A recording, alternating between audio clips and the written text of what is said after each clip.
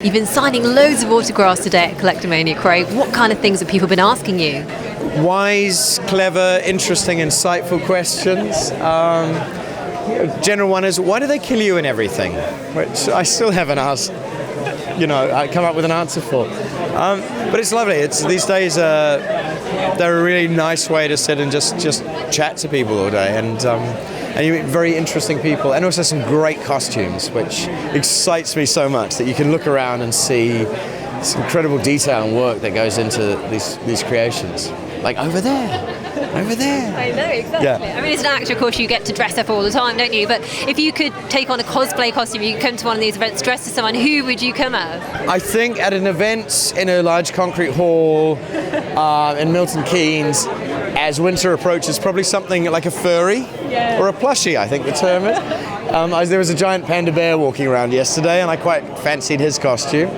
I saw Chewbacca today, so that'd be another good one. Chewbacca's great, but I have a great deal of sympathy for those guys. You see people with these amazing stormtrooper costumes and things like that.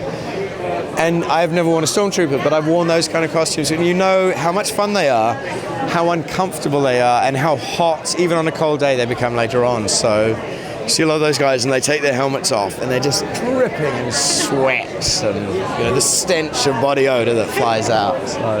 Enough to knock you out, yeah. Absolutely. Now, talking about the costumes that you've worn as an actor, I mean, what's been the most challenging one?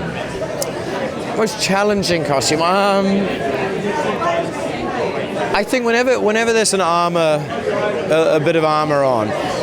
I probably for Lord of the Rings, there was this incredibly beautiful, individually constructed armor.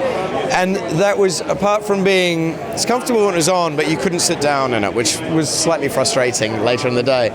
But the great challenge was that is, in any of the fighting scenes, quite often hear or a snap or a crack, and you knew the amount of work that had gone into this piece, and each piece was individually crafted, and a number of people had worked to make it so beautiful, and then I'd move the wrong way and snap it, and you just feel like an absolute heel. So for me, that was the hardest thing, of just constantly destroying other people's hard work, and going sorry, get another bit stuck in. Did they keep a tally of how many different bits you had to have replaced? I'm sure there is a list somewhere, a big black list with red pen written on it and some darts thrown in it. One of the great bits of things I learned when I just started, which is, if there's any actors listening, remember this. Always hang your costume up.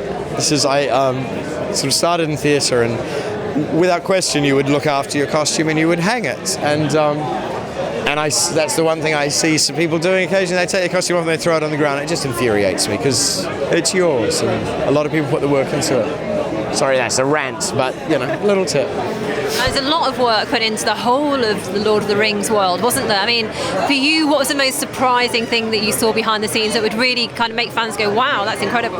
I don't know the sort of specific surprising, but working on the joy of working on a show like that is there was an entire industry. It was like, in the ye olden days, a cathedral would be built in a town, and it would create this entire infrastructure around it of craftspeople and an amazing industry.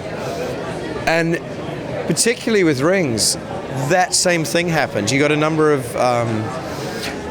because the detail couldn't be machined, everything had to be handmade, and the detail in that film is so specific and perfect, and every prop you used, every item of clothing was a work of art. And to create that, they gathered together these amazing artisans and craftspeople.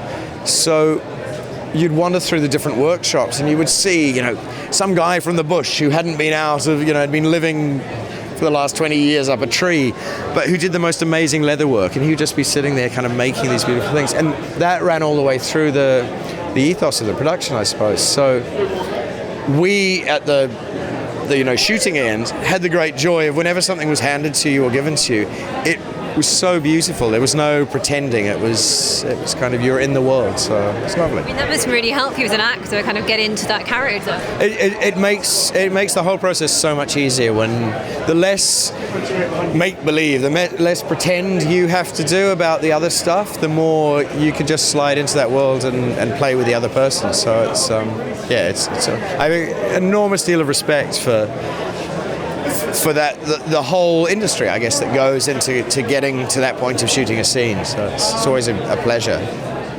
And I suppose before Lord of the Rings actually happened, it was one of those books that a lot of people would have thought was not going to be filmable. Exactly.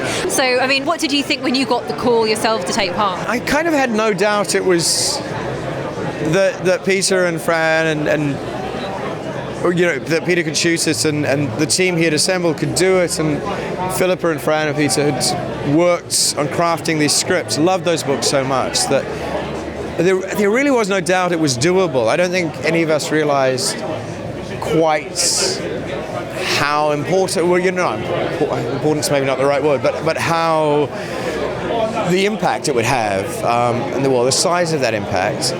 But what was so wonderful about those three films is there was nothing cynical about their creation. They were a labor of love from so many people. And I hadn't been a fan of the books. I didn't really know them, but realized after the fact how much they mean to so many people and continue to me. So the responsibility obviously was felt by those guys. I didn't quite realize the responsibility, but I think because it came from such a good place and such a genuine, honest attempt to just share their version of that magic, and I think that's why it works. At what kind of point, because you said you weren't into those kind of Tolkien books, that world at the time, at what point when you were actually making the films did you think, wow, this is something amazingly special? I was under no doubt that what was being made was something wonderful and special. As I say, that the amount of passion that went into it. It was really only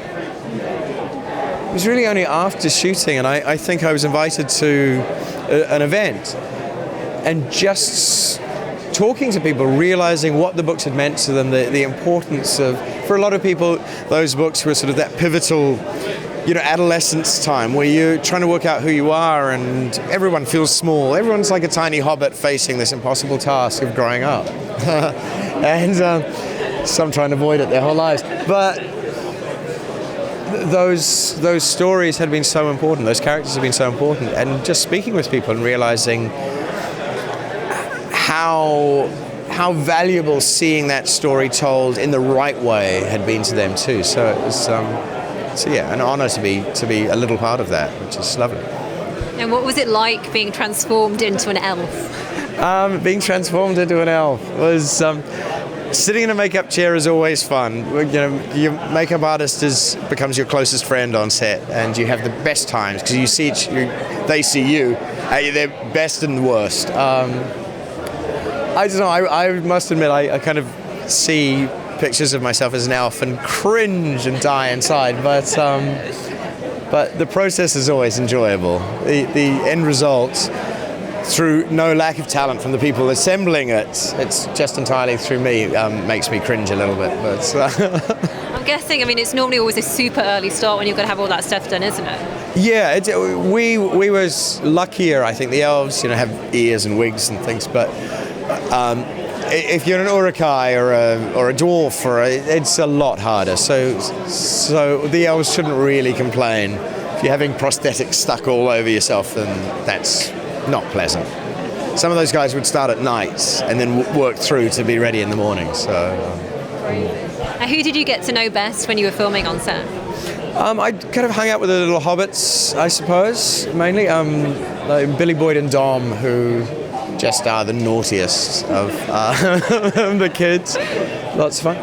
I would pop in and out, so had the great joy really of not being exhausted from the 2-year period, and where I'd just pop in fresh. I was doing another film or TV series up in Auckland, so I'd pop down, play for a couple of weeks, have a great time with them, and then pop off. And I think that sort of injection kept them all a bit sane too, not just me, but while they went on this enormous journey, they'd have new people pop in for a week or so and sort of bring some fresh life from the outside world. So it was always fun to plunge back into their world for a wee while. Were you one of the ones who got a tattoo as well to mark the occasion? No, I have not a single tattoo on my body. I really want one, but the thing with a tattoo is I want the sleeve, because they're so cool. And what was it like working with Peter Jackson as well? You already said like it was incredible vision he had to make this. Yeah, I'd worked with them, and on Rings we'd done an animatic, which is like we recorded then it was 2 scripts, then we went back and did 3 scripts. So we recorded almost it as a radio play, which was then animated together just to look at how it would structure. So we'd spent, I think, about 2 weeks all working together with those guys, and I'd done bits and pieces with them in the past. So I sort of, once you kind of know how he sort of works, it's wonderfully simple. It's not, he's not wonderfully simple, but the process is simple. You sort of know, it doesn't feel insurmountable. You sort of get there and he knows exactly what he wants. He's seen it already in his head, so he can kind of conveys that, and you just go, oh yeah, it feels like making a little film, just with the resources around it. And at no time did it feel, it just felt easy in a way, which is, physically not easy, but I don't think anyone ever doubted the films would be solid and good and quite wonderful. What's your best memory from the time when you were filming? Usually the end of the day when you take off the armor and go, oh God, that's good. And then the wig comes off, and then you do that on the scalp because your scalp's been all pressed, and it's if you can imagine the you go to the hairdresser and you get the scalp massage, how amazing that is, particularly if you're a little hungover. That little massage after a wig on all day is about 10 times the sounds that would come out of the makeup team. Be like, oh. And then the great joy with the ears was because you could only use the ears once. You pull them up and shoving things through them. So it became like, what can we pierce with today? And then tearing those suckers off. So I probably should have said something more artistic, but it was the pure taking off of the agony was so good. That's the thing though, is when people talk about getting prosthetics done or the wigs, they say as soon as if you've got an itch, you can't do anything about that all day. No. And you discover that certain things like paper clips can be, slid under something and scratched, or a cotton bud can wigs, you learn very quickly you can't sort of do that. You have to kind of go, it was something soft, so that was right. So you learn these very odd, strange scratching techniques. Actors' tips. Yeah, scratching tips. And I guess there's people kind of watching over you going, Pray, can you stop doing that? Yeah, it's put your hand away from it. Oh, okay, sorry. And I just, no, okay, fine. Take the hand away from the head. Hand away from the wig. The wig costs more than you do. Step back from the wig. So. Now, you mentioned about dying and lots of things earlier. I mean, is it good to have a good death scene, though? I love death scenes. Death scenes are the best. Because it's just great fun. It's what we do when we...